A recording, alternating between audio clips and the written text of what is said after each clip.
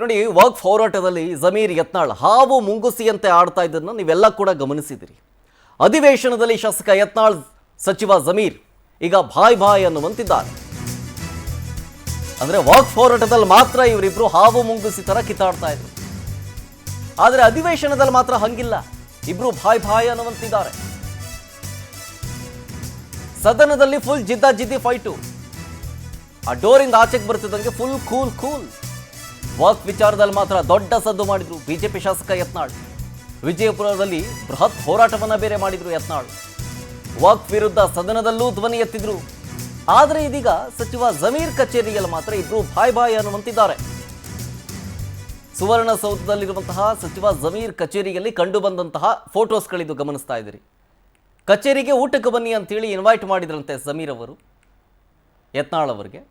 ಹಾಗಾಗಿ ಇವತ್ತು ಜಮೀರ್ ಕಚೇರಿಗೆ ಭೇಟಿ ಕೊಟ್ಟು ಕೆಲವೊಂದಿಷ್ಟು ಮಾತುಕತೆಗಳನ್ನು ಆಡಿದ್ದಾರೆ.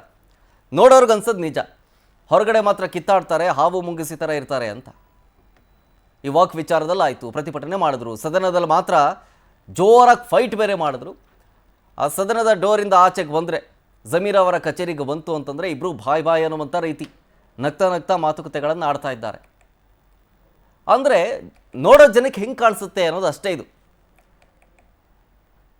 ಹೆಂಗೆ ಕಾಣಿಸುತ್ತೆ ನೋಡೋರಿಗೆ, ಓ ಹೊರಗಡೆ ಮಾತ್ರ ಅಷ್ಟೇ, ಇದು ಒಳಗಡೆ ಹಂಗಿಲ್ಲ ಅವರು ಅನ್ನೋ ರೀತಿ ಕಾಣಿಸೋದು ಸಹಜ. ಜನರ ದೃಷ್ಟಿಕೋನದಿಂದ ನೋಡಿದ್ರೆ ಹಂಗೆ ಅನಿಸುತ್ತೆ. ಆದರೆ ಕೆಲಸದ ಪಾಡಿಗೆ ಕೆಲಸ, ರಾಜಕೀಯ ಹೊರತುಪಡಿಸಿ ನಾವಿಬ್ಬರು ಒಳ್ಳೆಯ ಸ್ನೇಹಿತರು ಅನ್ನೋದನ್ನು ಸಾರಿ ಹೇಳ್ತಾ ಇದೆ ಈ ಫೋಟೋಸ್. ಡೀಟೇಲ್ಸ್ ಕೊಡ್ತಾರೆ ನಮ್ಮ ಪ್ರತಿನಿಧಿ ರೂಪೇಶ್, ಫೋನ್ ಸಂಪರ್ಕದಲ್ಲಿ ಜಾಯ್ನ್ ಆಗ್ತಿದ್ದಾರೆ.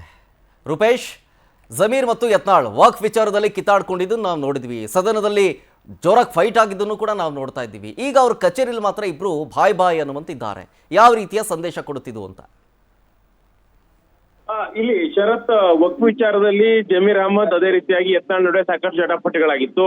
ಯಾಕಂತ ಹೇಳಿದ್ರೆ ವಕ್ಫ್ ಭಸ್ಮಾಸುರನ ಮಾದರಿಯಲ್ಲೇ ಜನರನ್ನ ಕಾಡ್ತಾ ಇದೆ. ಅದೇ ರೀತಿಯಲ್ಲಿ ರೈತರು, ದಲಿತರು ಬೇರೆ ಬೇರೆ ರೀತಿಯಾಗಿರ್ತಕ್ಕಂಥ ಭೇದ ಭಾವಗಳಿಲ್ಲ. ಹೀಗಾಗಿ ಎಲ್ಲಾ ಹಂತದಲ್ಲೂ ಕೂಡ ವಕ್ಫ್ ಒಂದ್ ರೀತಿ ಇಲ್ಲಿ ಪಡಂಭೂತವಾಗಿ ಕಾಡ್ತಾ ಇದೆ ಅಂತೇಳಿ ಆರೋಪವನ್ನು ಮಾಡೋದು. ಅದಾದ ಬಳಿಕವಾಗಿ ಜಮೀರ್ ಅಹಮದ್ ವಿರುದ್ಧ ನೇರವಾಗಿ ಆರೋಪವನ್ನು ಮಾಡಿ ಒಂದಿಷ್ಟು ವಿಚಾರಗಳು, ಯಾಕಂತ ಹೇಳಿದ್ರೆ ಅವರು ಒಂದು ಬೀದರ್, ವಿಜಯಪುರ ಸೇರಿದಂತೆ ಹಲವಾರು ಜಿಲ್ಲೆಗಳಲ್ಲಿ ಏನೋ ಸಭೆಯನ್ನ ಮಾಡ್ತಾರೆ. ಸಭೆ ಮಾಡಿದ ಬಳಿಕವಾಗಿ ವಕ್ಫ್ ವಿಚಾರ ಅತಿ ದೊಡ್ಡ ಮಟ್ಟಕ್ಕೆ ಜನರನ್ನ ಕಾಡ್ಲಿಕ್ಕೆ ಶುರುವಾಗಿದೆ. ಹೀಗಾಗಿ ಜಮೀರ್ ಅಹಮದ್ ಅವರೆಲ್ಲ ಕಾರಣ ಸಿಎಂ ಇಂದಲೇ ಪೌರ ಪಟಾರಿಯನ್ನ ತೆಗೆದುಕೊಂಡಿದ್ದಾರೆ ಅಂತೇಳಿ ಆರೋಪವನ್ನು ಮಾಡಿದ್ರು. ಅದಾದ ಬಳಿಕವಾಗಿ ಇದೀಗ ಒಂದು ಕ್ಷೇತ್ರದ ಕೆಲಸ ಸಂಬಂಧಪಟ್ಟ ಹಾಗೆ ವಕ್ಫ್ ಸಚಿವ ಆಗಿರ್ತಕ್ಕಂಥ ಜಮೀರ್ ಅಹಮದ್ ಅವ್ರನ್ನ ಇಲ್ಲಿ ಯತ್ನಾಳ್ ಅವರು ಭೇಟಿ ಆಗ್ತಾರೆ. ಈ ಸಂದರ್ಭದಲ್ಲಿ ಅವರ ನಡುವೆ ಇರ್ತಕ್ಕಂಥ ಒಂದು ಸಂವಾದ ಅಥವಾ ಚರ್ಚೆಗಳು ಸಾಕಷ್ಟು ಚರ್ಚೆಯನ್ನು ಹುಟ್ಟು ಹಾಕಿದೆ. ಹೀಗಾಗಿ ಸಚಿವ ಜಮೀರ್ ಅಹಮದ್ ಅವರಿಗೆ ಊಟಕ್ಕೆ ಬನ್ನಿ ಎಂದು ಸಚಿವ ಜಮೀರ್ ಅಹಮದ್ ಯತ್ನಾಳ್ ಅವರಿಗೆ ಏನು ಆಮಂತ್ರಣವನ್ನು ಕೊಟ್ಟಿದ್ರು. ಹೀಗಾಗಿ ಆಯ್ತು ಅಂತ ಹೇಳಿ ಕೂಡ ಇಲ್ಲಿ ಯತ್ನಾಳ್ ಕೂಡ ಹೇಳಿರ್ತಕ್ಕಂಥದ್ದು.